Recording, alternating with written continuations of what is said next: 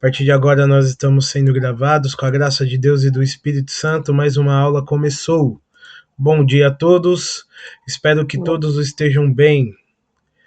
A aula de hoje vamos dar continuidade, aos temas estudados. Iniciamos uma fase no nosso crisma que nós estamos estudando aquilo que os teólogos chamam de eclesiologia.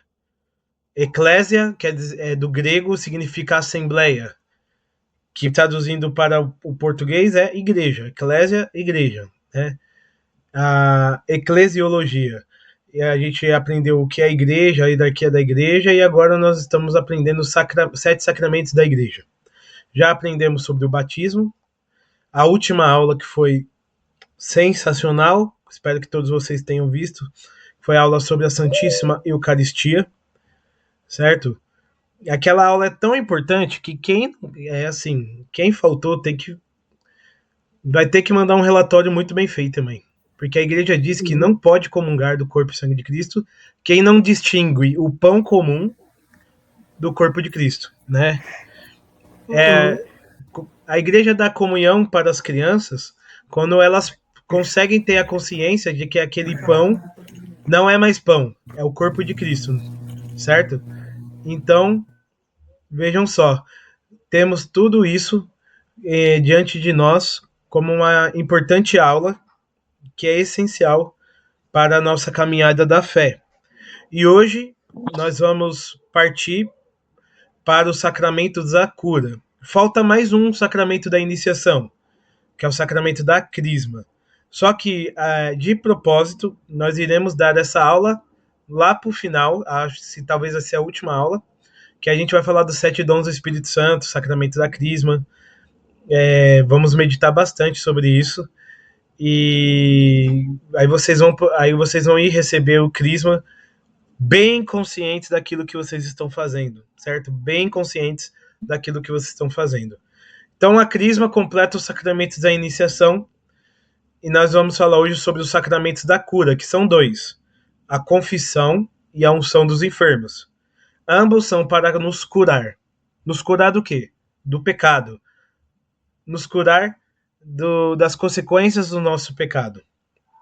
Ora, se todos nós fôssemos batizados e nunca mais pecasse, estava ótimo, mas nós somos humanos.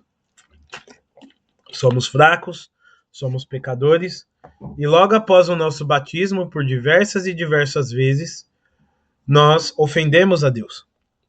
Ofendemos ao nosso irmão.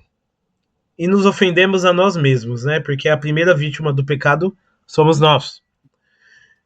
E o sacramento da confissão, ele é chamado de sacramento de cura.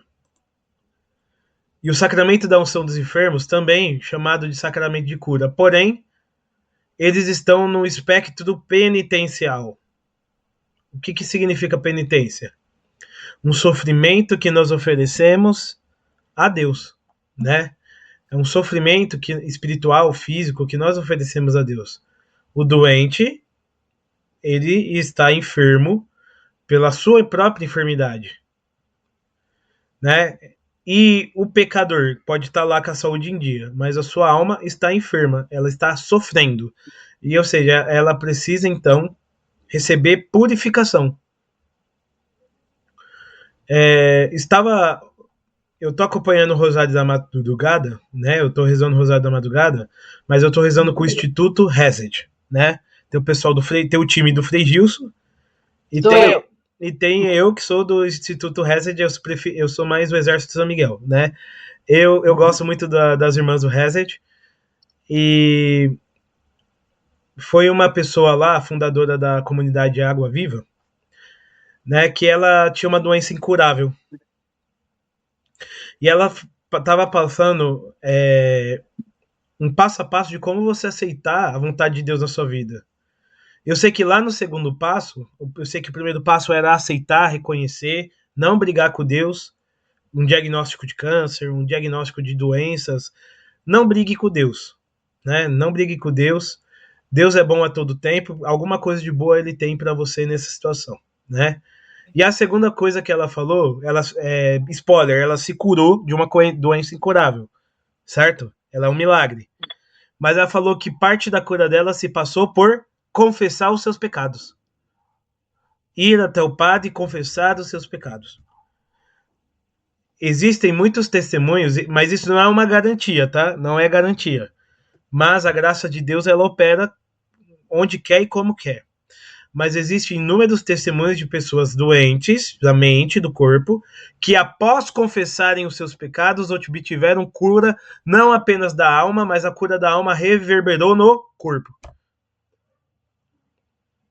Tem várias questões espirituais que podem adoecer a sua mente, e a medicina tem uma coisa que chama-se de doenças psicossomáticas. É aquelas doenças que têm a origem na mente, né? Então, a gente tem doenças que são psicossomáticas. E culpa, né? Vamos dizer, a culpa, ou a dor no coração, a falta de perdão, e o ato de pedir perdão, a dificuldade de pedir perdão adoece. Adoece. E nós não podemos ficar adoecidos. Então, aquela mulher, ela se curou quando ela dobrou o joelho e, diante do sacerdote, contou todos os seus pecados. Certo? E nós vamos se ocupar de 2 aulas para falar da confissão, porque a próxima aula, exame de consciência. Certo? Exame de consciência. Nós iremos aquele aulão do exame de consciência. E depois, nós vamos encerrar essa parte sacramental falando sobre a ordem e o matrimônio, né? Ordem e matrimônio, os dois juntos. E vamos lá. Sacramento de cura, penitência e unção dos enfermos. O que a igreja nos ensina sobre isso? Sônia, leitora 1, e eu vou pedir para o Hugo ser o leitor 2, pode ser, Hugo? Sim, senhor. Tudo bem por hoje? Lê, Hugo? Beleza. Vamos lá, mãe. Pode iniciar. A igreja chama penitência e a unção dos enfermos de sacramentos de cura, porque, por meio deles, Cristo continua sua obra de médico das almas e dos corpos. O primeiro cura principalmente as feridas do pecado. O segundo fortalece o cristão diante da doença grave da fragilidade humana. Penitência, confissão ou reconciliação. O sacramento recebe esses diferentes nomes porque envolve conversão, confissão dos pecados e reconciliação com Deus e com a Igreja. Está no Catecismo da Igreja Católica, 1423. Fundamentação bíblica. Após a ressurreição, Cristo disse aos apóstolos: recebei o Espírito Santo. Aqueles a quem perdoardes os pecados serão perdoados. A quem o retiverdes serão retidos.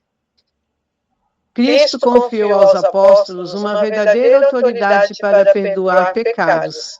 Essa missão também aparece no poder de ligar e desligar, em Mateus 16. E no chamado de São Paulo ao ministério da reconciliação. Assim, na confissão, é o próprio Cristo quem perdoa por meio do sacerdote. Patrísticas e doutores. Santo Ambrósio de Milão, no século IV, ensinava que o poder de perdoar pecados recebido pelos apóstolos continuava no ministério da Igreja. Santo Tomás de Aquino explica que na penitência os atos do penitente constituem a chamada quase matéria do sacramento, contrição, confissão e satisfação. Matéria, contrição, confissão, satisfação ou penitência. Forma. O núcleo essencial da absolvição é: eu te absolvo dos teus pecados em nome do Pai, do Filho e do Espírito Santo. Ministro. Somente o bispo ou sacerdote validamente ordenado pode absolver sacramentalmente. Muito bem. Primeira coisa, quem é que você já deve ter ouvido alguém pensando e falar: eu não me confesso com outro homem, porque ele é tão pecador quanto eu. Já ouviram falar? Pessoas que diziam assim? Eu me confesso diante de Deus, fecho a porta do meu quarto, me ajoelho e me confesso a Deus. Certo? É bonito isso? Muito bonito. Mas é bíblico? É de Deus? Não, não é. Porque Cristo, ao fundar a sua igreja, lá no Evangelho de Mateus 16, 18, ele vai dizer o seguinte, a cláusula, isso aí é a cláusula, vamos dizer, é um contrato da igreja, né? Quando Cristo falou assim, eu te dareis, falando para Pedro, né, que vai ser o chefe dos apóstolos, eu te dareis as chaves do reino de Deus. Tudo que ligares na terra, será desligado no céu. E tudo que desligares na terra, será desligado no céu. E olha só, depois que Cristo foi subir aos céus, ele vai dizer para os discípulos, recebei o Espírito Santo. Aqueles a quem perdoares os pecados, serão perdoados. Aquele a quem retiveres, serão retidos. Entende-se que essa questão de você confessar seus pecados apenas para Deus, em Cristo Jesus, pode ter validade? A igreja entende que o perdão vem de Deus. Primeiramente, se você está anotando, o perdão, ele vem de Deus. Quem perdoa os pecados é Deus. É Jesus Cristo. E existem algumas formas de você perdoar seus pecados. A forma ordinária, que é o que a gente vai ver na aula de hoje, a forma que Cristo deixou para nós. Mas eu gostaria de começar pela forma extraordinária. Você está em perigo de morte, você está ali diante de uma situação, você não tem acesso a um padre, ou você nem cristão ou você é cristão protestante. Mas naquele momento, você pode ter um arrependimento perfeito, que a igreja chama de contrição perfeita. Tipo assim, você se arrepende 100% dos seus pecados de uma maneira que não reste dúvida da sua dor. E o que acontece? Deus te perdoa. E que se caso você morra assim, você morre em graça. Mas eu pergunto para vocês, será que nós somos capazes de fazer uma contrição perfeita? O que nós temos muitas vezes é uma coisa que a igreja chama de atrição. Atrição, olha outro termo aí, né? Eu falei da contrição, agora a atrição. A atrição é aquele arrependimento que você tem, mas é um arrependimento imperfeito. Certo? Ah, eu preciso me confessar porque eu tenho medo de ir pro inferno. Ah, eu preciso me confessar porque não fica bem eu ficar sem me confessar. Ou seja, você se arrepende, você tem o propósito. Porém, aquilo lá não é algo que, nossa, mudou a minha vida. Você tem um arrependimento imperfeito. Meio mequetrefe. 50%. E Deus, sabendo que nós, seres humanos, somos assim, ele vai deixar para nós um sacramento. O sacramento da confissão, da penitência. Ele tem 3 nomes esse sacramento: confissão, penitência e reconciliação. Penitência, porque nós devemos reparar o mal que nós fizemos e porque nossa alma sofre. Confissão, porque nós admitimos que nós somos pecadores. E reconciliação, porque o pecado ele nos separa de Deus. Então é um sacramento que nos une a Deus de novo. Vamos explicar. O sacramento da penitência vai pegar o seu arrependimento mequetrefe, insuficiente, E Cristo vai completar com a graça dele o que falta em você. Aí você vai ter um perdão completo. Aí é a escolha de vocês. Quer ficar sem se confessar, esperando que você vai ter um arrependimento perfeitíssimo na hora da morte? E quem garante? E se você levar uma bala perdida? E se tiver um terremoto e cair um prédio em cima de você, que nem aconteceu na Venezuela e na Colômbia? Será que todas aquelas pessoas estavam preparadas? Será que todas tiveram uma contrição perfeita?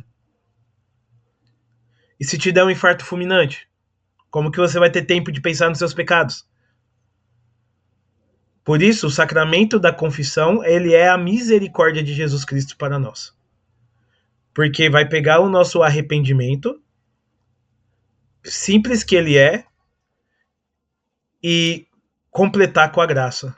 Mas para isso, Cristo instituiu os apóstolos. Olha o que Cristo disse para os apóstolos. Aqueles a quem perdoardes os pecados serão perdoados. Aqueles quem retiverdes serão retidos. Então Deus deu aos apóstolos aqui na terra o poder de perdoar os pecados. Os apóstolos deixaram seus sucessores. O bispo. O bispo é um para muitos. Não dá conta de confessar todo o povo. Então, tem os colaboradores dos bispos, que são os padres. Então, se o padre ele só pode perdoar pecado se tiver a jurisdição do seu bispo. Sabia que um bispo ele pode proibir um padre de perdoar pecado? Porque esse ministério é do bispo. E os padres participam como colaboradores. Como colaboradores. Mas vamos dizer que tem um padre que não é muito bom, assim. O bispo pode deixar ele de molho quanto tempo quiser, ele não pode ouvir confissão. E é Cristo que estabeleceu aqui que nós temos que ir buscar os sucessores dos apóstolos, que são os bispos e seus colaboradores, os sacerdotes, padres, para receber esse sacramento da confissão. Então, por que o padre e o bispo têm o poder de perdoar os pecados? A gente vai ter aula sobre o sacramento da ordem, mas uma coisa eu adianto para vocês: o padre e o bispo, uma vez depois que eles são ordenados, ele se torna persona Christi, ou seja, uma pessoa de Cristo. Pelo ministério que eles exercem, eles representam as mãos de Cristo aqui neste mundo, a voz de Cristo aqui neste mundo. E eles perdoam os pecados do povo em nome de Cristo. Então é Cristo que perdoa. Você lembra? É Deus que perdoa os pecados. Na condição perfeita, Deus mesmo, diretamente com o coração do penitente, que perfeitamente está arrependido, e pelo sacramento da confissão, perdoa o pecador através do padre, através do seu ministro. Né? Através de, o padre se torna um instrumento de Deus para nos perdoar. Então, pessoal, para ter uma confissão, todo o sacramento tem matéria e forma, certo? A matéria da confissão, a matéria do batismo é a água, a da Eucaristia é o pão e o vinho. E da confissão? A matéria da confissão é você. É você. Como assim eu? Não eu propriamente dito, o que eu fiz para estar ali pedindo perdão. Você tem contrição? Ou seja, você está arrependido do que você fez? Lembrando que o arrependimento não às vezes é perfeito, às vezes é imperfeito, mas o mínimo de arrependimento tem que ter, tá certo? E se arrepender, pessoal, não é aquele emocionalismo. Ai, meu Deus, eu me arrependo. Eu tive alunos que tinham dúvidas. Professor, perguntavam para mim, para minha mãe, né? Eu não sei se eu estou arrependido, eu não chorei, né? Mas não é sobre chorar e nem derramar lágrimas. Tem gente que vai chegar a esse ponto. Quantas vezes ao fazer um exame de consciência, eu derramei algumas lágrimas por coisas que realmente eu me arrependia, certo? Mas tem coisas que eu me arrependo, mas que não toca na emoção. Se todo arrependimento que nós tivéssemos a gente fosse chorar, estávamos desidratados, certo? Quantas vezes você se arrependeu de fazer alguma coisa hoje, ontem? Você chorou em todas as vezes? Não, não precisa, né? Deus não vai nos ouvir por conta das nossas abundantes lágrimas, mas Deus vai nos ouvir por conta, vai ver o nosso arrependimento se dentro de nós a sua consciência diz, Deus diz isso e eu fiz o contrário. Tá errado. Isso é arrependimento. O fato de sua consciência dizer e você aceitar que está no erro, isso já é arrependimento. Certo? Isso já é arrependimento. Poxa, quando eu era criança eu roubei um bombom no... O Hugo conhece, né? Lá no Master Box, né? Eu achei ali com meus 9 anos de idade, você vê que a gente é safado desde a infância, e botei no meu bolso. Depois eu comi. Mas depois a consciência doeu. Eu fiquei chorando, ai meu Deus, não. Eu sei que foi matéria de confissão, da minha primeira confissão lá com o padre Nivaldo. Minha mãe conhece o padre Nivaldo, né? Lá com o padre Nivaldo. E ele falou, meu filho, eu te absolvo dos teus pecados. Acabou. Acabou. Vou pegar um purgatório, talvez, porque quem rouba tem que devolver. E eu não devolvi. Mas conversando com o padre no futuro, relembrando dos meus antigos pecados, o padre falou que eu posso reparar pegando uma caixa de bombom e dando para uma criança que não tem chocolate. Né? Que não tem acesso a chocolate, certo? Uma criança mais carente. Olha só, né? Que coisa. A gente tem, né? Porque daqui a pouco a gente vai entrar nesse mérito. A confissão, ela perdoa o seu pecado. Mas a consequência eu não devolvi. Eu tenho uma pena para pagar, porque eu não devolvi. Então, se eu não pagar nessa vida, eu vou pagar na próxima no purgatório. Certo? Então, eu tenho que estar arrependido. Confissão, né? Eu tenho que dizer o pecado. Eu tenho que falar o pecado. Aqui, a próxima aula, a gente vai falar mais como que se faz isso. Certo? Oi, mãe, pode falar? Liga o microfone. Imagina quem rouba milhões, quem é ladrão de terno branco, né? Colarinho branco, como é que faz para devolver tudo isso, hein? Então, né? Por isso que o purgatório tá cheio, né? Quando se tem o arrependimento perfeito, né? É. Mas aí a gente vai falar também, em outra oportunidade, das indulgências, né? Isso. Das indulgências que nos ajudam muito com isso. Né? Que nos ajudam muito com isso.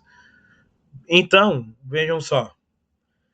Devemos confessar os nossos pecados. Dizer, sem rodeios. Padre, eu roubei. Não é tipo assim, eu estava no mercado, aí me veio uma tentação. Aí Satanás começou a falar comigo, começa a descrever o pecado pro padre.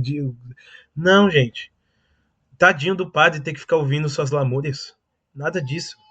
Diz a ele, roubei. Vomita logo. O pecado se vomita. Bota pra fora. Eu forniquei. Eu cometi adultério. Ou seja, você confessou. Né? Que nem aquele criminoso que diante do interrogatório da polícia vai dizer, fui eu matei. E porque aqui a confissão ela é um tribunal. Ela é um tribunal. Só que ao contrário do tribunal do mundo, que se você falar eu matei, você vai pra cadeia, aqui você tem um tribunal que tem um juiz que sempre vai te perdoar. Sempre vai te perdoar. Jesus Cristo. Sempre perdoa. E você tem que fazer a penitência.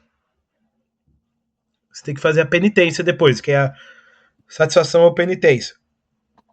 O padre me falou para eu dar uma caixa de bombom para uma criança. É uma penitência. A maioria dos pecados que você vai confessar, você vai confessar coisas horrorosas. O padre vai te dar um Pai Nosso e uma Ave Maria como penitência. Dependendo do padre, 1/3. Certo? É algo que você tem que fazer para apagar, mesmo que parcialmente, as suas penas aqui neste mundo, ou plenamente, né? Se você, católico que é católico, sabe muito bem os dias de indulgência plenária, que é aqueles dias que a gente pode alcançar a satisfação total das nossas penas, por nós ou por uma alma do purgatório. Mas esse é assunto para outras aulas, né, mãe? Outras aulas. Agora a forma. Assim como a forma do batismo é eu te batizo em nome do Pai, do Filho e do Espírito Santo, assim como a forma da Eucaristia, isto é meu corpo, isto é meu sangue, a forma da sacramento da confissão é eu te absolvo dos teus pecados em nome do Pai, do Filho e do Espírito Santo. Se você está arrependido, se confessou, está pronto a fazer uma emenda de vida, porque a penitência entra também na questão do eu vou mudar. Eu tenho que ter o propósito de não fazer mais. Se você fosse confessar, vou me confessar hoje para me comungar, só que amanhã eu vou voltar a fazer tudo de novo. A sua confissão é inválida. Porque você vai se arrepender temporariamente, para depois amanhã você voltar a pecar no mesmo pecado. Então é inválida. Você tem que ter no seu coração o propósito de não pecar mais. Você tem que ter no seu... Mesmo, você vai cair depois, provavelmente. Porque até a gente se curar dos nossos pecados, nós confessamos os mesmos pecados muitas vezes. Muitas e muitas vezes eu confessei o mesmíssimo pecado. Mas é porque eu fui safado, fui para a comunhão querendo me perdoar, para comungar e depois voltar a pecar? Não, eu não tinha essa intenção. Eu tinha a intenção de nunca mais voltar a pecar. Mas várias vezes eu tive que voltar. Eu tive que voltar a justamente fazer a confissão daquele pecado. Até que um dia eu pude vencê-lo. Outros pecados eu estou lutando para vencer. E assim até o final da vida, tá bom? Por isso que eu me confesso uma vez por mês. Uma vez por mês. Senão eu não dou conta. Condições para uma boa confissão. Mas antes de o Hugo começar a ler, se o padre te falou, eu te absolvo. Se você tem todas essas condições e o padre te fala, eu te absolvo em nome do Pai, do Filho e do Espírito Santo, acabou. Vida nova, tá zerado. E nem tá pronto para a próxima. Porque o bom seria que você não precisasse confessar de novo. Mas sempre voltamos lá. Não tem jeito. Porque nós somos fracos. Eu sou muito fraco, meu Deus. Eu acho que eu tô precisando reduzir a minha confissão para 15 dias para ver se eu posso melhorar mais um pouquinho, né? Vamos lá.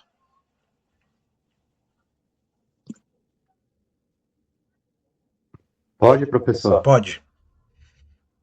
Condições para uma boa confissão. O fiel deve apresentar-se com verdadeira disposição interior. Exame de consciência. Reconhecer sinceramente os pecados cometidos diante de Deus. Contrição. Arrependimento verdadeiro pelos pecados e rejeição do mal praticado. Propósito de emenda. Desejo sincero de abandonar o pecado e evitar suas ocasiões. Isso não significa garantir que nunca mais cairá, mas ter uma vontade real de combater o pecado.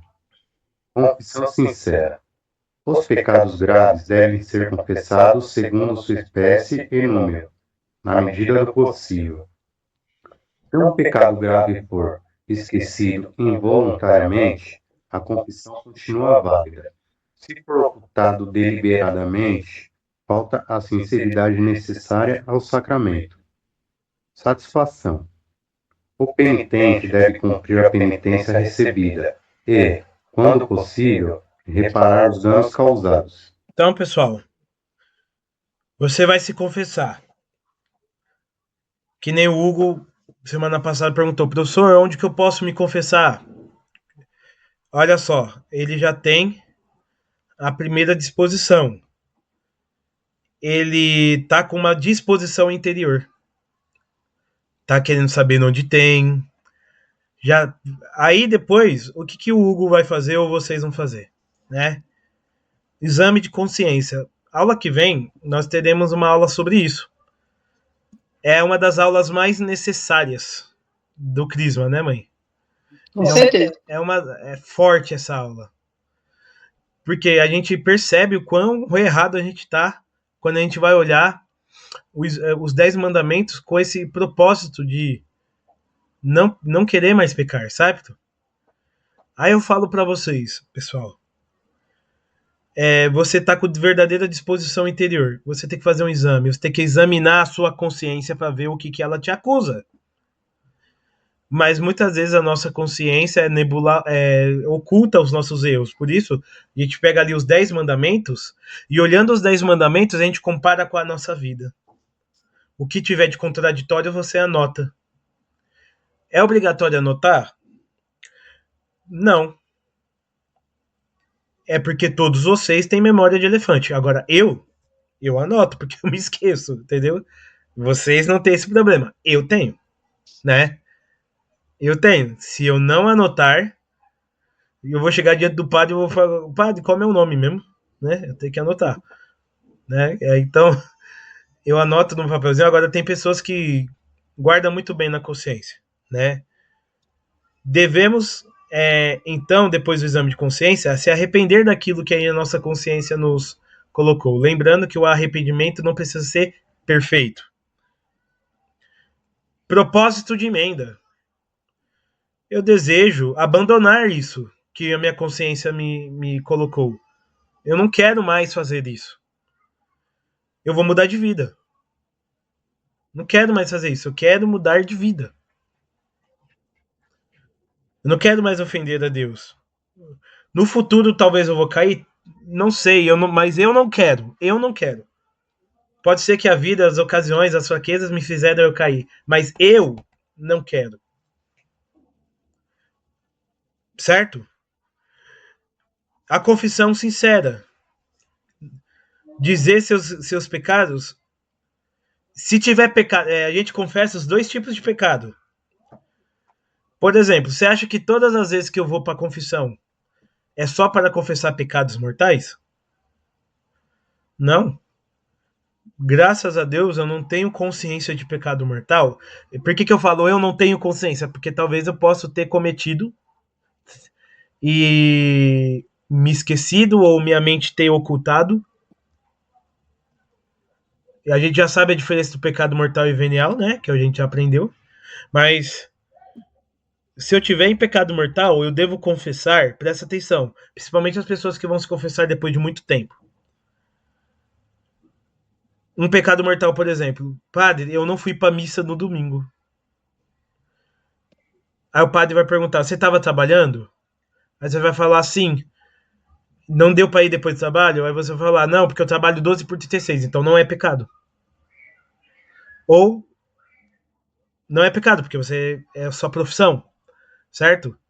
Procure, aí o padre vai te orientar, procure ir na missa sábado de noite, que vale como domingo, se você puder. Ou se esse emprego não te possibilitar trabalhar, ir na missa de domingo nem de sábado, você deve buscar um outro emprego, mas mantenha esse emprego até você conseguir, né, um outro melhor. Agora, padre, eu faltei na missa domingo. Por quê? Porque veio visita em casa. Aí eu não quis fazer desfeita para as visitas. Quantas vezes você fez isso? Se o padre perguntar, se ele não perguntar, você deve dizer 3 ou 4 vezes desde a minha última confissão. Gente, a gente se confessa desde a nossa última confissão. Desde a última confissão, aquilo que você cometeu até a próxima é o que você confessa. Quem vai se confessar pela primeira vez pode fazer a chamada confissão geral, né? O que é a confissão geral? Quem vai se confessar pela primeira vez deve se confessar do dia do seu batismo até a confissão, a sua primeira confissão. Isaac tá fácil, né? Isaac, a Tamires está fácil. Eles se batizaram semana passada e quando eles forem fazer a primeira confissão deles, olhe só, eles vão ter muito menos coisas para, eles vão ter mais tempo para, menos tempo, né, de coisa para examinar, certo? Os que estão há mais tempo tem que fazer uma revisão de vida mais ampla, certo? E assim, após a gente confessar um pecado, se ele for grave, a gente tem que confessar o número de vezes que a gente fez. Também confessar, já vou deixar a Paula perguntar. Também, por exemplo, um pecado contra a castidade. Padre, eu cometi o pecado da masturbação 7 vezes. Se foi vendo pornografia, é um agravante. Então você deve dizer as coisas que são agravantes. Vendo pornografia. Aí você vai lá e fala que foi vendo pornografia. Aí, se essa pornografia foi de homossexual, que é mais grave do que a de heteronormativo, você deve dizer, eu me masturbei vendo conteúdo homossexual. Mas sem entrar em detalhes, né? Porque imagina, né? Você, aí o cara veio, pegou o outro, aí... Não fala isso, pelo amor de Deus, né? Pelo amor de Deus, o padre, ele precisa guardar a castidade dele, né? Pelo amor de Deus. Você não precisa falar, eu roubei, aí você, padre, eu roubei de um mercado. Mas, por exemplo, se você falar, se você tiver roubado de um mendigo, é mais grave, não é mais grave? Eu roubei de quem não tinha nada. Imagina os políticos se confessando, né? Eu roubei de quem não tinha nada. Então você deve dizer o número dos pecados, se for grave, né? A quantidade de vezes que você fez e a gravidade, né? A qualidade, a gravidade, né? Agora, os pecados veniais, antes de deixar a Paula falar, eu não tenho consciência de nenhum pecado mortal. Mas eu gosto de me confessar mesmo assim. Aí eu confesso os pecados veniais. Tive raiva, falei mal de uma pessoa, os pecados leves, os pecados do nosso dia a dia. Assim, nós receberemos, daqui a pouco a gente vai falar dos efeitos da confissão. A gente receberá força do céu, né? Para não cair mais nesses pecados. Paula?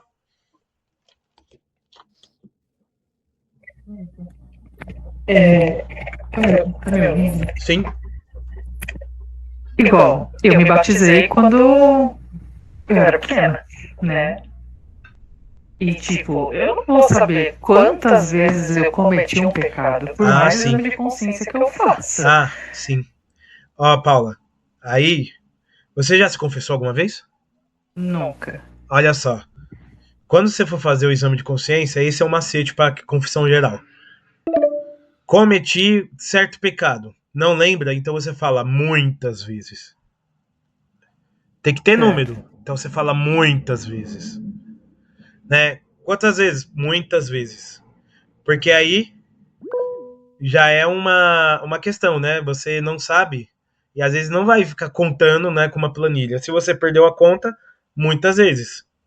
Se é poucas vezes, mas você não sabe o número correto, você fala algumas vezes, né? Pode continuar a sua pergunta. E a situação de, tipo, eu não lembrar de algum pecado, que são, tipo, eu tenho 40 anos, 41. Isso, vamos lá. Pode ser que passe batido alguma coisa aí tá Isso. nessa situação. Seria a próxima parte que eu ia falar. Ah, tá, desculpa. Não, que isso. Obrigada. Antes de deixar o Isaac falar, já deixa eu adiantar aqui. Diz o provérbio da igreja: pecado esquecido, pecado perdoado. Como assim? Você foi se confessar.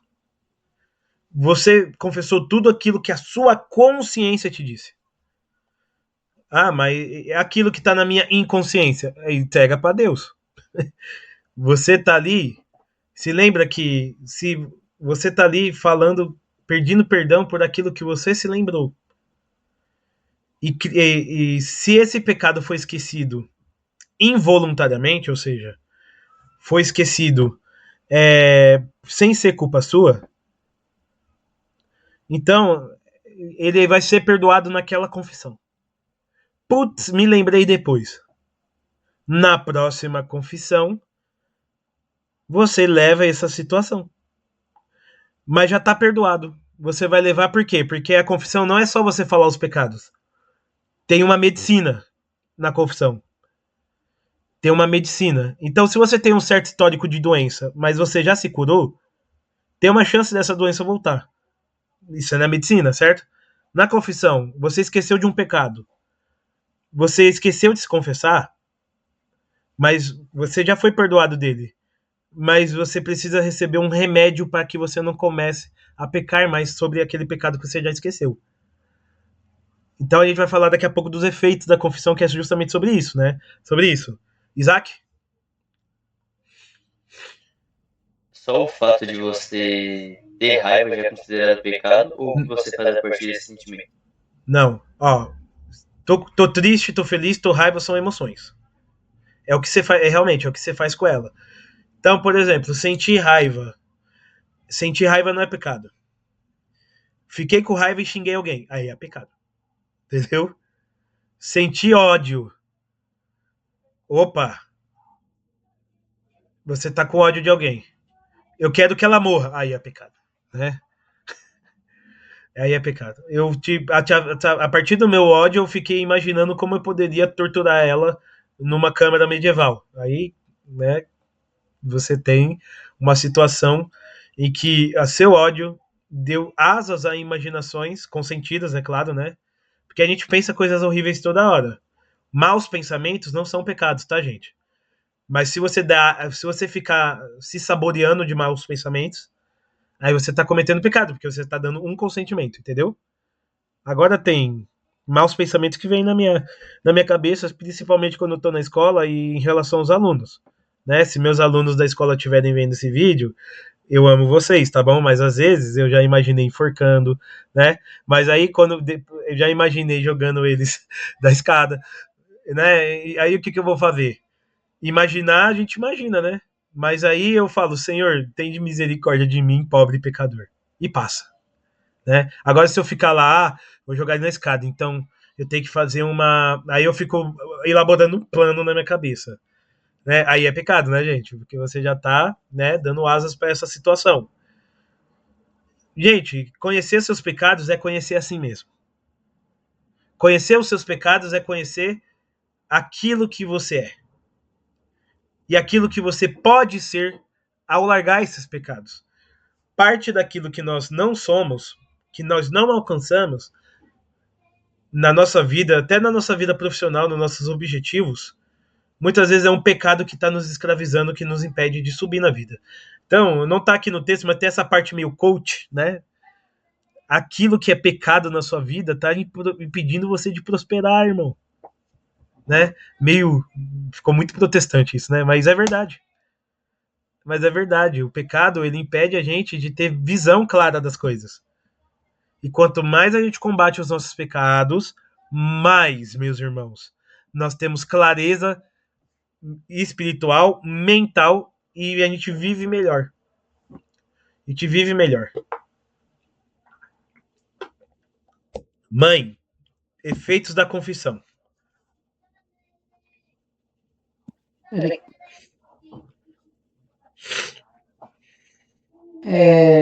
Qual o número que tá? 3. 3. Achei. O sacramento da penitência produz perdão dos pecados, reconciliação com Deus, reconciliação com a Igreja, recuperação da graça santificante, paz da consciência, fortalecimento para combater o pecado. Por isso, a confissão não deve ser vista apenas como julgamento, mas como encontro com a misericórdia de Cristo. Então, a confissão, primeiro, dá o perdão dos pecados. Depois, se você estiver em pecado mortal, que te afastou da comunhão com Deus, a confissão te devolve Deus e você se reconciliam. Se reconciliam. 3. Você tem uma reconciliação com a igreja. Você pode voltar a comungar. Você pode voltar a comungar. 4. Você tem a recuperação da graça santificante. Todas as vezes que nós nos confessamos, nós recebemos uma graça que nos santifica para que... último ponto, depois eu passo a consciência e eu falo por último.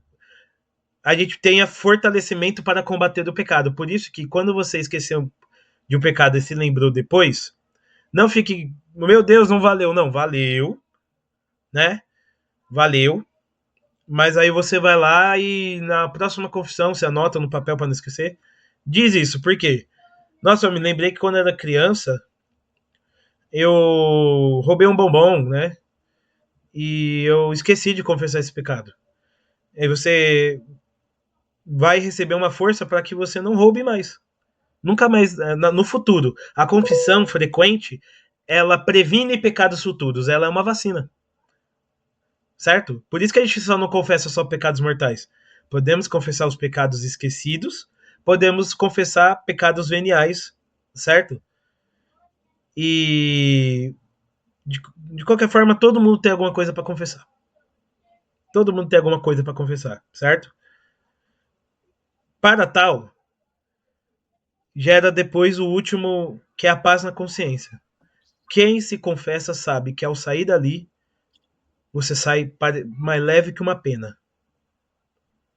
Só falta voar. Meu Deus, é uma delícia sair da confissão. Principalmente quando eu faço uma confissão depois de muito tempo. Aquilo ali é uma paz na alma, certo? Agora, antes de deixar a Paula perguntar, o que invalida uma confissão, gente? Não está no texto, mas anotem o que quiser. O que faz uma confissão ser inválida?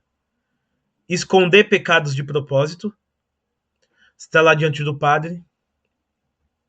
Eu tenho vergonha de falar isso. Ai, credo. O que o padre vai pensar de mim? O padre não vai pensar nada de você. Ele tá ali no confessionário ouvindo o lixo de todo mundo. Por que o seu lixo é mais fedido que o dos outros? Né? Aí o padre vai olhar estranho pra mim. Tipo, depois de 3 horas confessando, o padre já não vai nem se lembrar do que você falou. Né? Ai, eu tenho vergonha. Aí é aquilo lá, o Satanás coloca a vergonha para... Tira a nossa vergonha para cometer o pecado. E coloca a vergonha para confessar o pecado. Então, se eu não tive vergonha para fazer, não posso ter vergonha de reconhecer. Entendeu? Felipe, Oi. uma vez aconteceu assim, que eu estava confessando, e aí o padre me interrompeu e começou a falar um montão de coisa, dar um monte de conselhos e tal. Mas ele falou tanto que eu acabei esquecendo de confessar o último. Aí quando eu estava saindo, eu lembrei. Aí eu pensei, não vou falar mais não. Eu acho que eu acabei guardando esse pecado comigo, né? Porque ele falou tanto que aí eu fiquei... Aí eu saí, quando eu estava saindo, eu lembrei do último pecado, mas eu não voltei atrás para falar, né, aquele pecado. Porque ele já tinha me absolvido. Sim, e se é pecado esquecido, é pecado perdoado. Mas eu lembrei na porta da saída. Então, pessoal, não mintam diante do padre. O padre pode até acreditar em você e te dar uma absolvição. Mas quem perdoa é Deus. Então, se você mentiu diante do padre, você mentiu diante de Deus.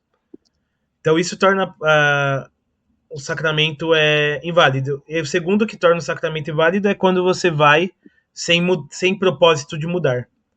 Por que pessoas... É uma coisa... Eu falo isso porque é um exemplo... É muita gente na igreja que está na situação. Por que pessoas amasiadas e que moram juntas não podem se confessar? Porque se o padre falar para cada um morar numa casa até o casamento, vai rolar? Vai ter mudança? Né? Não vai dar. Então não tem propósito de emenda.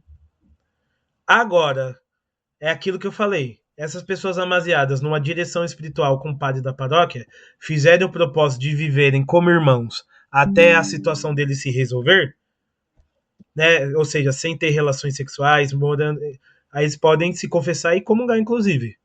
Mas isso aí é prerrogativa do padre para o fiel, entendeu? Não é o catequista que vai dizer é só fazer isso, não. O padre tem que entender o seu caso e ele tem que dar essa prerrogativa, certo? Pode perguntar, Paula.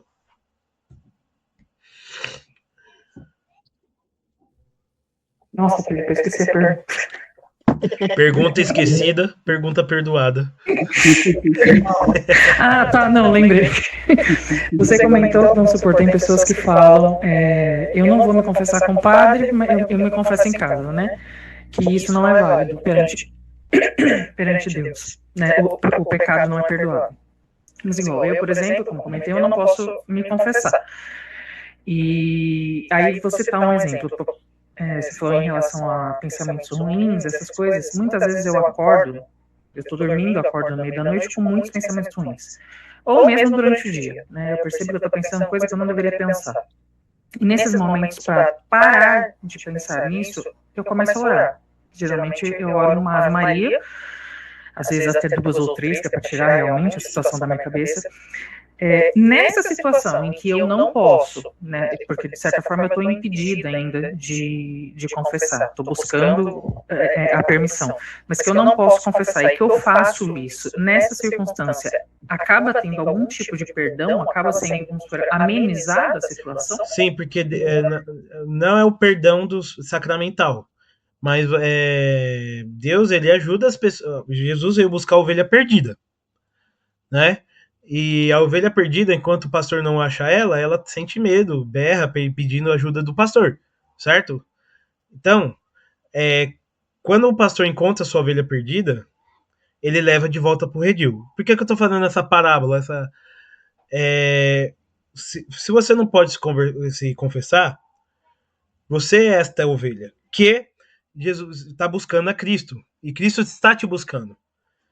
O fato de você entender isso e ter esse arrependimento, essa consciência, isso não perdoa os seus pecados, mas te mostra que você está no caminho para perdoar os pecados.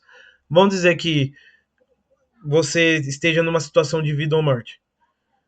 É isso que vai te ajudar a ter a graça de ter uma contrição perfeita, né? É isso que vai te. É esse sentimento de que eu tô errada, eu não sou orgulhosa de ficar debatendo com a lei, com a igreja, né? E, essa situação, eu tenho que falar aqui em 60 segundos, né? Que a gente tem que tocar de sala.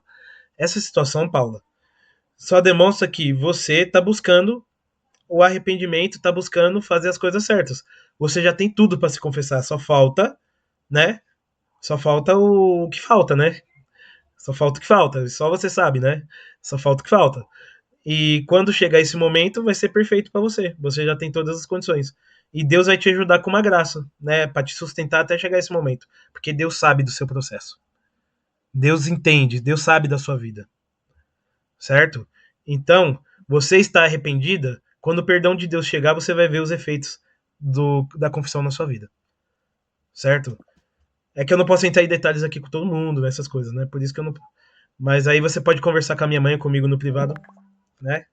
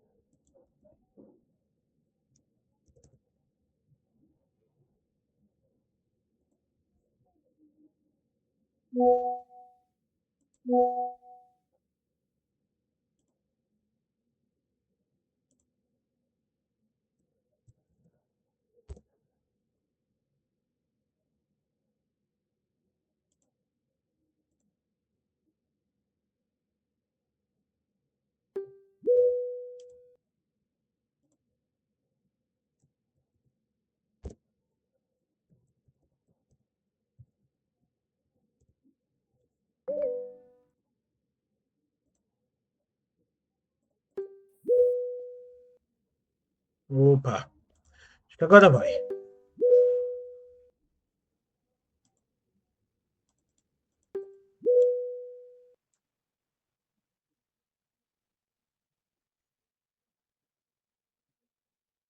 Acho que agora vai. Pessoal, mais alguma dúvida sobre o sacramento da confissão? Próxima aula nós iremos falar como a gente se confessa de maneira né, correta, né? Vamos lá, de uma maneira que seja boa para você, para o padre e para todo mundo, né? Eu acho que a maior dor de quem vai se confessar, principalmente antes da missa, quer se confessar para comungar certinho, né? Antes da missa. Aí entra aquela senhorinha ou aquele senhor ou aquela pessoa que você sabe que vai ficar uma hora com o padre lá dentro. E você fica agoniado. Verdade. A pessoa, ela fica ali. Aí quando vai ver, a gente não pode saber, né? Porque, outra coisa, a confissão é sigilosa. Um padre nunca pode contar o que aconteceu numa confissão. Tipo, dizendo o nome da pessoa que confessou, certo? É sigilo de. É sigilo. Se a pena canônica é de excomunhão. Se um padre revelar o que está numa confissão, tipo assim, expondo o penitente, por exemplo, o Hugo foi lá e se confessou, né? Eu roubei uma camiseta, o Hugo falou. Aí o padre lá na homilia da missa, e o Hugo que roubou a camiseta, se ele fazer isso, ele vai ser excomungado, demitido do estado clerical. Tanto que teve padres que durante as perseguições, os ditadores pegavam os padres porque eles queriam saber o que os inimigos da ditadura diziam em confissão para os padres. Os padres diziam não, eles eram torturados. Eles preferiam morrer do que falar o segredo de confissão. Não pode. Nem por lei. Já teve países que fez lei que o padre era obrigado a falar o segredo de confissão. Pois, se for preciso, fecha até as igrejas, mas o padre não pode falar isso. O que você fala com o padre está guardado. E isso é uma coisa tão forte que até os padres mais safados guardam. Padre safado, padre bom, padre santo, todos têm uma comum. Todos vão guardar o sigilo de confissão. Pode confiar. Entendeu? Porque eles têm como pena o fogo do inferno se eles fizerem isso, entendeu? Sigilo de confissão é sagrado, não se pode contar pra ninguém. Vai acontecer que alguns padres vão falar assim, em confissão, uma mulher me disse sobre isso, sem citar o nome da penitente, usando o caso dela como remédio para outras pessoas. Pode, desde que você não coloque o nome do penitente, certo? Não coloque o nome do penitente. E não descreva de alguma forma que caracterize, né? Não falou um nome, mas falou de todas de uma forma tão específica que todo mundo sabe quem é. Aí também não pode, entendeu? Você pode falar, uma pessoa cometeu tal pecado e a gente cura isso assim, entendeu? Tudo bem? Vamos lá, Tamires. Oi, Felipe. O que eu ia falar, referente a essa questão da confissão, foi um dos motivos que me fez sair da igreja evangélica, porque muitas vezes eu fui muito constrangida com assuntos particulares, sabe? Isso é uma coisa muito séria. Da pessoa, do líder, falar assuntos que ele não... Uma pessoa que não deveria falar aquilo ali, assim, muito menos falar na frente de todo mundo e tem coisas que é bem séria mesmo, que a pessoa falar constrange a pessoa pro resto da vida. E foi por esse motivo que eu resolvi sair da igreja evangélica, porque eu tenho muitos assuntos sérios, familiares, e se a pessoa não for séria para ouvir e sair espalhando, isso constrange a pessoa, né? Isso. Em confissão, nós devemos falar apenas os nossos pecados, certo? Aí, direção espiritual, a mesma coisa. O padre não pode dizer para as pessoas o que você falou numa direção espiritual. Direção espiritual é quando você marca com o padre para falar mais longamente. Mais longamente. Aí você, na direção espiritual, conta os problemas da sua vida, o que você passa na sua família, o que você passa na sua alma. E o padre, ele vai fazer o quê?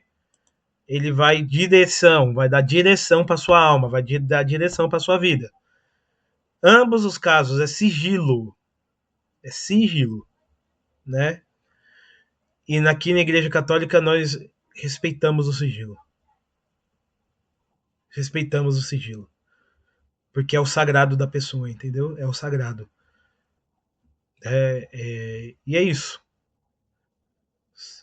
A gente pode dizer o que a gente contou na confissão para as outras pessoas? O sigilo é do padre, não seu. Né? Ah, eu falei pro padre na confissão isso, isso e isso. E ele me disse isso, isso e aquilo. Você não quebra o sigilo, porque você está falando de você, do seu pecado. Entendeu? Então, você se sente seguro. Agora, o padre não pode dizer para outras pessoas o que você disse no confessionário. E nem na direção espiritual, tá bom? Sônia?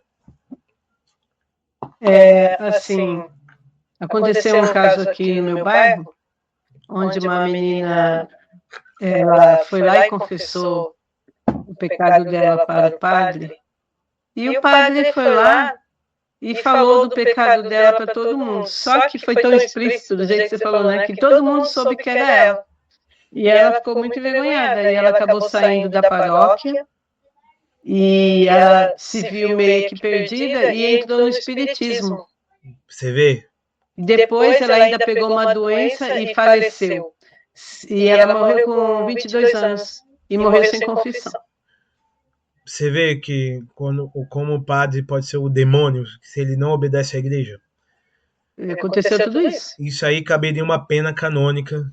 Esse padre ele ia estar limpando o carro em lava rápido depois de 2 anos, né? Mas aí, gente, a língua é... Você vê quão grave que é. Né? Sem comentários. Vamos lá. Unção dos enfermos. Ah, professor, não é aquele sacramento que o pessoal dá na hora da morte? Quem disse? Né? Quem disse? A unção dos enfermos é um sacramento que você pode receber a qualquer momento da sua vida se... Vamos ler. Pode ler. 4, unção dos enfermos. Quem é agora? É a Sônia, né? Vamos lá. Não, não é ele, não. Não é Hugo? Então bora lá, Hugo. Deixa eu abrir aqui. Unção dos enfermos. A unção dos enfermos é destinada ao cristão que enfrenta doença grave, debilidade séria ou fragilidade própria da velhice. Ela não deve ser reservada apenas aos últimos momentos da vida. Fundamentação bíblica. São Tiago ensina: está alguém enfermo? Chame os presbíteros da igreja e estes façam oração sobre ele, ungindo-o com óleo em nome do Senhor. O texto continua afirmando que a oração da fé auxiliará o enfermo e que seus pecados serão perdoados. Também encontramos uma preparação para esse sacramento quando os apóstolos ungiam com óleo muitos enfermos e os curavam. Sim, tradição da igreja. A prática da unção aparece desde os primeiros séculos. No início do século V, Santo Inocêncio I interpretava Tiago V como referência à unção sacramental dos enfermos.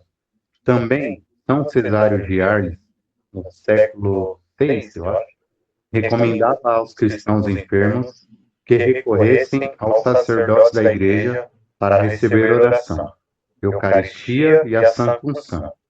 A unção, portanto, não é uma prática medieval tardia, mas possui fundamento bíblico e testemunho antigo da tradição. Muito bem. A unção dos enfermos é o sacramento que está fundamentado na carta de Tiago. Tem alguém enfermo entre vocês? Chame o presbítero da igreja para que seja ungido com óleo. Não sei se vocês já viram esse sacramento de perto. Se você teve alguém, um idoso.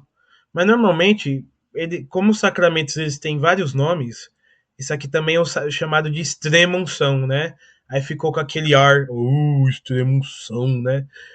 Que é, tipo assim, quando um doente vê um padre chegar para dar extrema unção, ele, putz, chegou minha hora então, né? Se chamar o padre quer dizer que já era, né? E meio que ficou, esse sacramento ficou com essa fama, né? Chamar o padre é a mesma coisa que chamar o cara da funerária, né? Depois vê o padre e depois vê o cara com os planos de caixão. Gente, nada mais errado. Nada mais errado. Né? É extrema unção. Porque, assim, nos últimos momentos da vida, num hospital, numa cama, quando eu ver o padre, eu vou pular de alegria.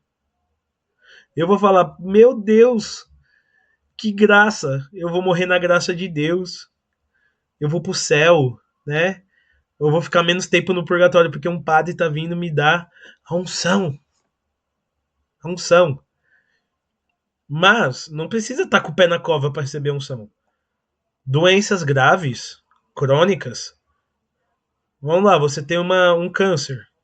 Tá fazendo quimioterapia. Você pode receber de mês em mês. De mês em mês. Porque é um sacramento que pode te curar. Assim como eu falei que teve confissão que curou pessoas, teve pessoas que estavam lá nas últimas. O padre deu a unção dos enfermos. E o que aconteceu? A pessoa ficou curada. A pessoa melhorou. Fala, Ana. Cada sacramento tem, assim, entre aspas, um pré-requisito, né? Você faz um sacramento, tem uma sequência, tem algum pré-requisito. Para fazer a extrema unção, para receber a unção dos enfermos. Tem algum pré-requisito, alguma coisa nesse sentido? Sim, nós vamos falar daqui a pouco. Né? A gente vai falar como que nós precisamos estar para receber a unção dos enfermos. Fala, Sônia.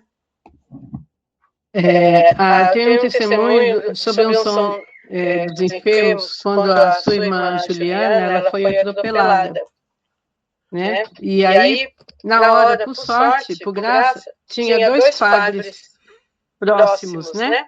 Tinha o padre Fabinho, né? Tinha o padre Fábio e tinha um frei, né? E na hora que ela foi atropelada, enquanto o SAMU não vinha, e a gente pegou e chamou o padre. E ele veio já com a unção, né? E deu para ela, porque ela tinha batido a cabeça muito forte. Então ele achou que ela poderia morrer. Então ele já veio com a extrema unção e já deu para ela, né? Ela ficou meio assustada, mas aceitou, né? Porque era uma emergência. Enfim, aí veio o frei também e abençoou ela e também passou o óleozinho dele. Já não era extrema unção, mas era uma unção.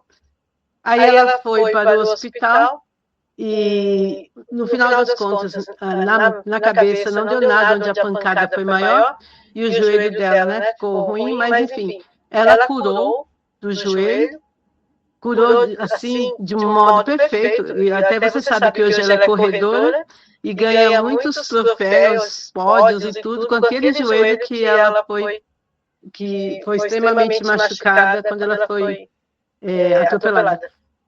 É isso aí, ó. Não é ouvir falar, foi do lado de casa. O testemunho da unção dos enfermos, que pode curar. Por isso que também eles estão nos sacramentos de cura. Que a unção dos enfermos é para curar, se for vontade de Deus. Uma passagem que eu gosto para falar da unção dos enfermos é aquela do Evangelho em que os amigos abrem o teto para descer o enfermo até Jesus. O paralítico, já ouviu falar dessa? Tava tão lotado que os caras, para colocar o amigo para Jesus tocar nele, eles abrem o teto e desce o cara. E Jesus, ele diz para aquele enfermo: os teus pecados estão perdoados. Aí o pessoal fica, né, murmurando, né, aos maus pensamentos, né? Que esse cara pensa que é para falar que perdoa pecado, né? Aí o que vai acontecer? Jesus vai dizer para esse cara: para vocês verem que o Filho do Homem tem poder de curar os pecados, filho, levanta, toma teu leito e anda. Aí o paralítico levantou, pegou o leito dele e andou. Um milagre. A unção dos enfermos, primeiro, ela vem curar a alma. A alma. Porque se o corpo não for curado, a alma está. E ela vai para a salvação. É isso que importa, ela vai para a salvação. Agora, não terminou o tempo dessa pessoa neste mundo, Deus tem propósitos, vai passar, a cura da alma passa para o corpo. Passa para o corpo. Então não procure a unção dos enfermos falando: mãe, você tá morrendo, não se preocupe, viu? Você vai viver porque eu vou chamar o padre e você vai ser curado. A mulher tá com 105 anos de idade, né? Aí o que a mulher vai falar? O que a mãe vai falar? Pelo amor de Deus, deixa eu ir embora daqui. Eu não aguento mais isso. Então... Aí, o Hugo tá falando aí do The Chosen, que mostra aí. É uma ótima série, gente. Assistam The Chosen. Que... Só para completar, não importa a dignidade do padre para administrar o sacramento, que a eficácia é forte. Isso é meio que para todos os sacramentos. Os sacramentos não têm validade pela moral e caráter do padre. Tem validade porque eles são instrumentos de Cristo. É um instrumento ruim, mas é instrumento. É claro que os instrumentos bons vão fazer trabalhos mais eficazes, mas a graça de Deus, né? Porque, passa por eles, né? Por exemplo, a gente conhece um caso de um padre que deu unção dos enfermos, foi cura, e depois o que aconteceu? Ele estava envolvido em vários escândalos, hoje nem é padre mais, foi expulso do clero, foi expulso pela igreja, certo? Mas o fato de ele dar uma unção dos enfermos que curou uma certa pessoa, isso mostra que não é a dignidade dele. Porque depois, pelas investigações, a gente sabia que naquela época ele já estava cometendo coisa errada. Ou seja, ele, em pecado mortal, deu a unção dos enfermos que curou a pessoa. Certo? Em pecado mortal, ele deu. Porque não é ele, é Cristo. É Cristo que age nele. Certo? Então a unção dos enfermos, da tradição da igreja, por muito tempo, né?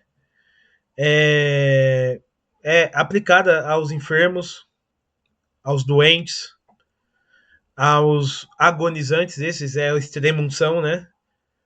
Porque o que muda no rito da unção dos enfermos para a extrema unção? Nada. Só muda que é um momento. O momento ali é a extrema unção, ou seja, a última, né? Porque a pessoa já está indo e ela vai com Deus, né? Vai com Deus, vai arrependida, vai curada, né? Da alma, né? Já que o corpo não pode, vai curada da alma, certo? Então, quando que a gente pode receber também a unção dos enfermos? A minha esposa, uma semana antes do parto, ela sempre leva minha esposa uma semana antes da data do parto para receber a unção dos enfermos, porque ela vai passar ali por um momento de dor e sofrimento. Sei que gravidez não é doença, mas pode ser que a gente nunca espera isso, mas vai que o pior acontece. Então, se o pior acontecer, ela já está ungida, né? Cirurgia, vou fazer uma cirurgia. Não é cirurgia de tirar verruga, né? Pelo amor de Deus. Né? Cirurgia mesmo, assim. Vou fazer uma cirurgia que eu vou ficar inconsciente, que tem um certo risco. Ou seja, percebam são dos enfermos antes. Você pode fazer. Eu tenho, por exemplo, uma pessoa que é surda. Ela não tem audição. Ela pode sempre receber a unção dos enfermos. Isso vai fazer ela voltar a ter audição? Não necessariamente. Pode ser que haja um milagre, pode ser que não, mas a alma vai ser curada. A garantia da unção dos enfermos é a cura da alma. O corpo, só se for a vontade de Deus. Certo? Matéria e forma. Número 6.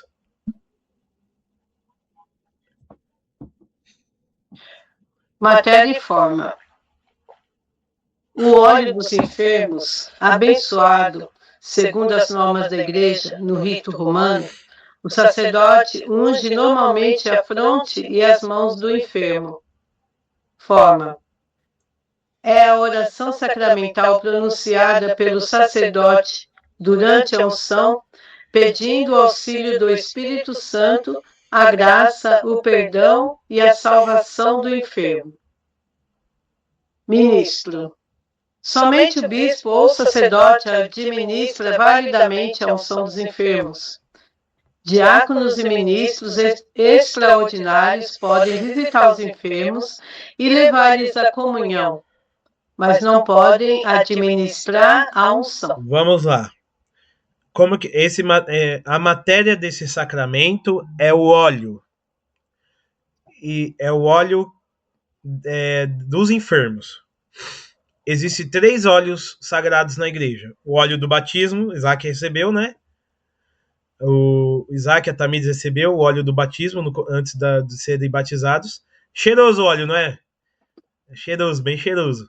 Né? Fica um cheirinho bom de essência, né?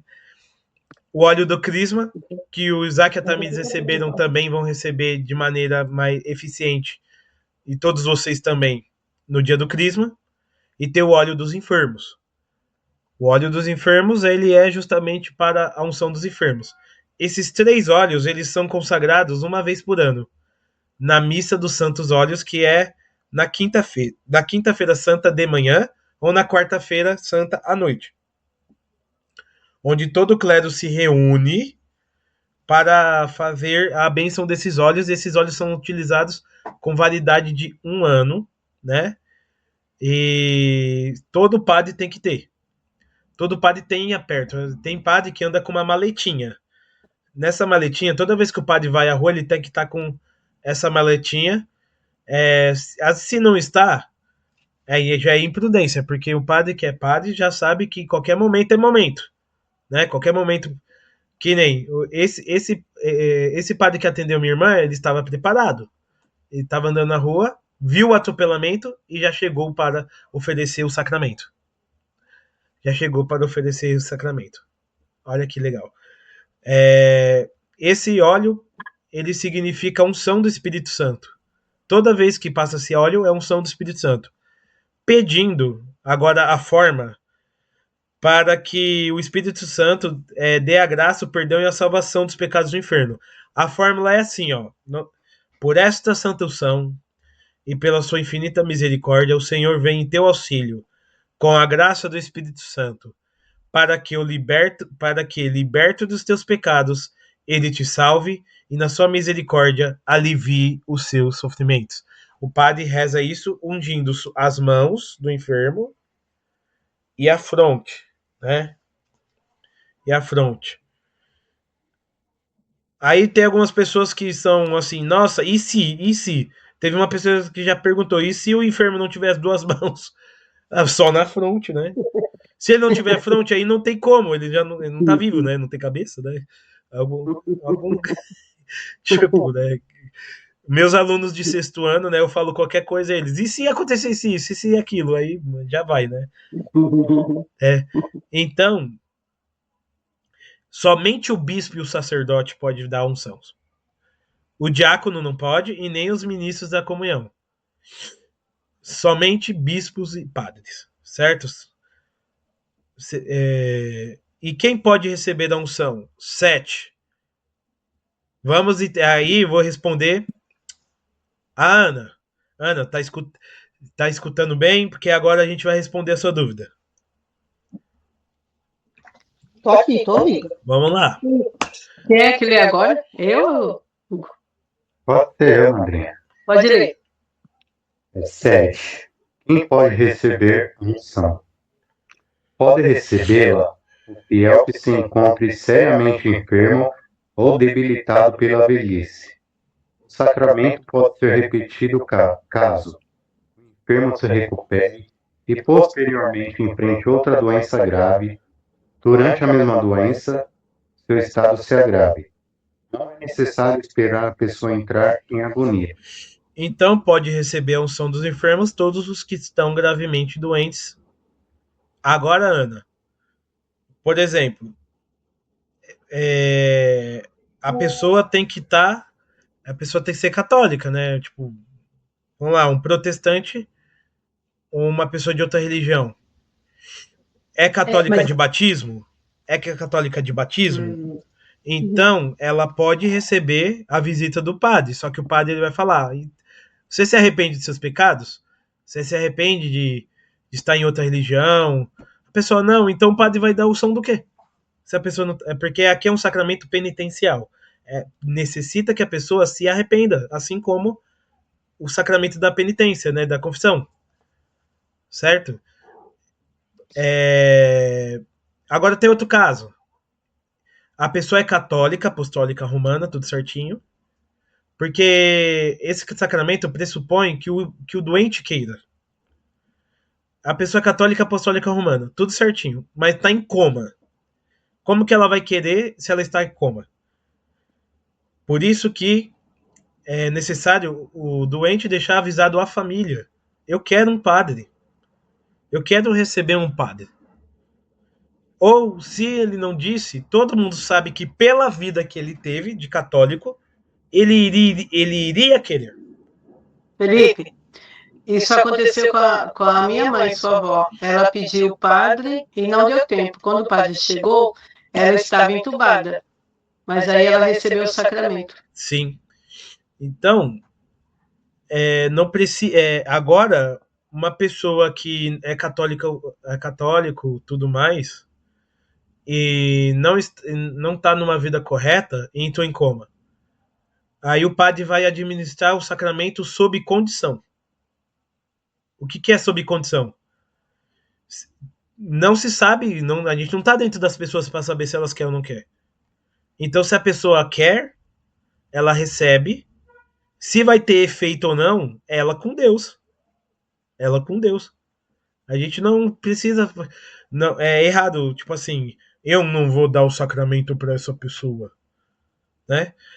Por exemplo, teve o caso que o padre contou na homilia da domingo passado, na homilia do batismo pessoal. A criança estava doente, a mãe pediu pela criança. Né? No caso da criança, quem pede é a mãe e o pai, né? Aí ela pediu unção dos enfermos. Aí ele, tá, quanto tempo ela tem de batizado? Ela não foi batizada. Então o padre fez qual sacramento lá? O batismo.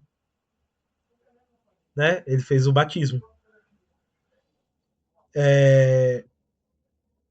Mas tem alguma coisa mais específica que você queria que eu falasse, Ana? Não, respondeu, ficou claro. Então, a unção dos enfermos, da mesma forma que o batismo, ele livra as pessoas de todos os pecados. Sim. Da mesma forma. Se a pessoa está em consciência e não pode comungar, não pode falar dos seus pecados, a unção dos enfermos resolve. Certo? Agora, se a pessoa está em consciência, vamos para o número 8. O doente está lúcido, está falando, certo? Então leia para mim o número 8, mãe. Os dois sacramentos de cura estão intimamente relacionados. Quando o enfermo possui condições, é recomendado que receba primeiro o sacramento da penitência, depois a unção dos enfermos e, se possível, a Eucaristia. Assim temos confissão, unção dos enfermos e Eucaristia. Quando a Eucaristia é recebida por alguém próximo da morte, recebe o nome de viático, alimento para a passagem à vida eterna. A unção também pode conceder o perdão dos pecados, quando por impossibilidade física ou outra circunstância grave, o enfermo não pode confessar-se. Como a gente falou, né? Aqui eu acabei explicando isso da hora, às vezes acontece, né? Mas, vejam só, o enfermo está consciente. Aí o padre vai perguntar: você quer receber a unção dos enfermos? Ah, não. Aí o padre falou: boa noite, tchau. Entendeu? Agora sim, eu quero. Então recebe. Recebe a unção dos enfermos. Aí, vamos lá. O enfermo, ele quer receber a unção dos enfermos. Como ele está consciente, o padre vai botar a estola e vai pedir para que ele se. Quanto tempo faz que você não se confessa? Confissão muito tempo sem se confessar? O enfermo tem que se confessar antes. Pressupondo que este enfermo ele está em condições de se confessar, de fazer um exame de consciência. Ele não está em coma, né? Ele não está com demência. Que às vezes o coitado adquiriu um Alzheimer, por exemplo. Certo? Adquiriu uma demência. Então ele já não é mais capaz de se confessar. Aí não precisa da confissão. Agora, se ele tiver consciente, tem que se confessar. Aí, depois da confissão, que cura a alma, ele vai receber a unção dos enfermos, que pode curar o corpo ou não. Mas é um sacramento que vai dar conforto para a pessoa superar a doença, lutar contra a doença, mas também, se for a última, ela vai receber a Eucaristia, que a Eucaristia também faz com que o enfermo se alimente do próprio Cristo. Se for no momento de morte, se for a extrema-unção, se for o momento de morte, essa Eucaristia é chamada de viático, né? Quer dizer, a Eucaristia que é o pão que vai me levar para o céu, é a via para o céu, né? Viático. A pessoa vai receber a Eucaristia e vai morrer com Cristo dentro dela, né? E é o alimento para a passagem da vida eterna, né? Eu espero morrer assim, né? Sendo no hospital, sendo na cama da minha casa, eu quero receber um padre, eu quero receber um viático, mas não precisa botar uma vela na minha mão, tá? Mas que o pessoal às vezes botava a vela, né? O cara morrendo, aí tinha que ficar segurando a vela, né? Aí caía a cera quente, o cara, eu já tô no purgatório, tá queimando. Não, espera morrer pra botar a vela, tá, gente? Paula. Eu de novo, desculpa. Não, você é ótima, Paula. Você comentou que para receber a unção dos enfermos você precisa estar em consciência. E a tua mãe, inclusive, comentou da tua avó, né? Que chamou, mas mesmo ela sendo entubada, porque ela estava, na verdade, não em consciência, mas ela tem que manifestar a vontade de receber. Vamos supor, eu já estou entrando numa situação meio extremista. A pessoa pede para receber, está no hospital, pede para receber. E em algumas situações, em hospital é meio complicado, e o padre demora para poder chegar. E essa pessoa morre antes do padre chegar e dar a extrema-unção para ela. Isso pode ser considerado um ato de contrição antes da pessoa ou não tem nada a ver uma coisa com a outra? Só Deus vai saber. Só Deus vai saber se essa pessoa, quando pediu o padre Quando ela pede o padre, já tem um arrependimento, né? Ela quer. Nisso, se ela chegou a uma condição perfeita ou não, só Deus sabe. Né? Porque a pessoa não tá mais aqui para contar. Por isso que nós, cristãos, não importa. Morreu um bandido desgraçado. Reza pela alma dele. Vai que ele conseguiu ir pro purgatório ainda. Né? Então, a gente crê nisso. A gente crê. Nossa avó, ela não era uma pessoa muito de... Né? A minha avó, a mãe da minha mãe, ela não era uma pessoa muito de igreja. A gente lutou muito, né, durante a vida, né, mãe? Pra botar nos eixos. Uma mulher de fé, mas ela não ia pra missa todo domingo. Ela não rezava o terço, né? Tipo, era uma mulher de fé, né, mãe? Mas teve uma fé, ela tinha uma fé popular, a fé do santo, de acender a vela, de Aparecida do Norte, mas bem distanciada assim, tipo da Eucaristia, ela não entendia muito. Isso. Aí, inclusive, várias situações assim, só que no momento da morte, ela pediu. E enquanto ela ainda estava viva, ela recebeu a unção dos enfermos. E o que diz a nossa fé? Que quem recebe a unção dos enfermos e pediu, teve, demonstrou, mesmo que esteja consciência, tem perdão de todos os seus pecados. E nós desde então rezamos pela alma dela, né? Para que, se ela estiver no purgatório, ela saia logo, né? Minha mãe já ofereceu mais indulgências plenárias que ela consegue contar, né? Pela vovó, Muitas. né? E por todos da família. Então, você não se desespere da alma de ninguém, tá? Você não fica, ai meu Deus, morreu assim, foi pro inferno. Não. Não se desespere da alma de ninguém, porque só Deus sabe como que foi os últimos momentos dessa pessoa, né? Às vezes tá em coma, mas tá lá em coma falando com Jesus. Você não sabe, né?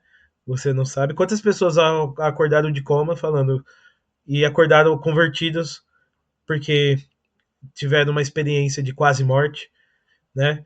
Que encontraram com Cristo, falado com Cristo, né? E, gente, Deus, ele quer salvar a todos. Mas é aquilo, né? Que a gente possa, nossa vida, viver todos os dias como se fosse o último. E para encerrar a aula, Também houve uma questão de impossibilidade, assim. Às vezes a pessoa que está doente ou morrendo, ela percebe que vai morrer, mas ela viveu uma vida mais longe de Cristo, aí ela se arrepende. Só que tem momentos, a pessoa não tem condições de ir para a missa, porque ela ficou ali encadeirada, nenhum parente quer levar, né, ou está acamada, né, e não tem acesso a ministro de Eucaristia, nem um padre para a confissão. Isso acontece muito com as pessoas que não viveram a fé, estão afastadas, né?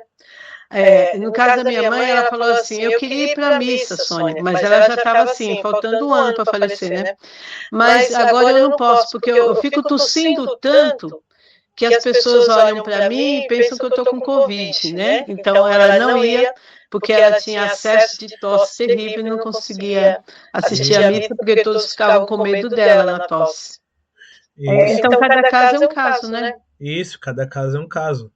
A doutrina fala de via geral, né? Via geral, isso é errado, via geral, isso não pode acontecer, via geral, isso é o certo, mas cada caso é um caso. Cada pessoa é uma pessoa. E porque os pecados têm os agravantes e têm os atenuantes, né? Não fui para missa domingo, mas porque eu não podia. Então você nem pecar pecou, né? Agora, vamos encerrar com efeitos da unção dos enfermos. 9. Pode ler. Eu só abrir aqui só um minutinho. Efeito da unção dos enfermos. Segundo o catecismo, a unção concede força e paz diante do sofrimento, união mais profunda com a paixão de Cristo, auxílio contra o desânimo, perdão dos pecados quando necessário, possível recuperação da saúde, se for conveniente a salvação, preparação para a vida eterna.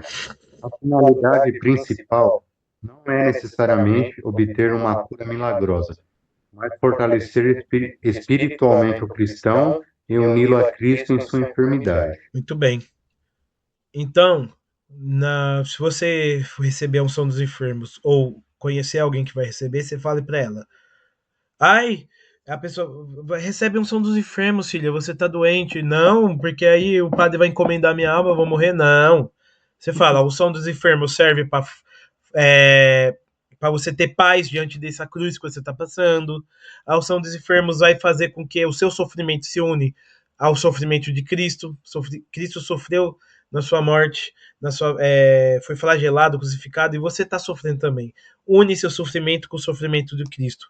E esse sofrimento ele vai se tornar redentor. Quantos doentes são desanimados, né? Ajuda a dar ânimos aos doentes. Ânimo, né? Perdão dos pecados quando necessário também. Quando o doente está consciente, ele vai ter o perdão dos pecados não pela unção dos enfermos, mas pela confissão que ele vai fazer antes. Mas quando ele está inconsciente, a unção dos enfermos dá o perdão dos pecados, né? Dá o perdão de todos os pecados. Possível recuperação da saúde, se você está doente e recuperou a saúde por causa da unção dos enfermos, é porque Deus quer te usar, né? para salvar outras pessoas ou porque falta muito ainda para você se converter. Então você deve ficar mais um tempo aqui nessa terra de lágrimas para aprender a ser gente, né? E também preparação para a vida eterna. A unção dos enfermos faz com que o doente desapegue dos bens materiais, desapegue dessa vida e pense já na vida eterna, né? Ou seja, nós vimos os 2 sacramentos de cura, confissão e unção dos enfermos.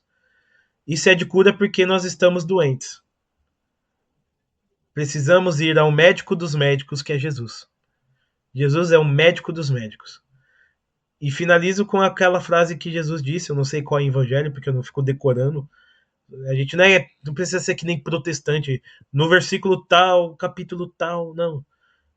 Mas guardar no coração, e eu guardei.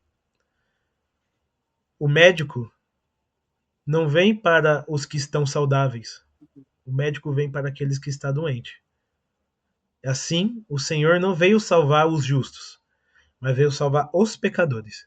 Os pecadores são aqueles que estão feridos na alma.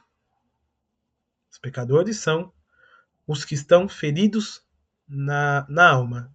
E Cristo veio por mim e por vocês. Porque todos nós somos pecadores e todos nós precisamos da graça de Deus. E Deus colocou essa graça nos 7 sacramentos. E hoje foi o sacramento de cura.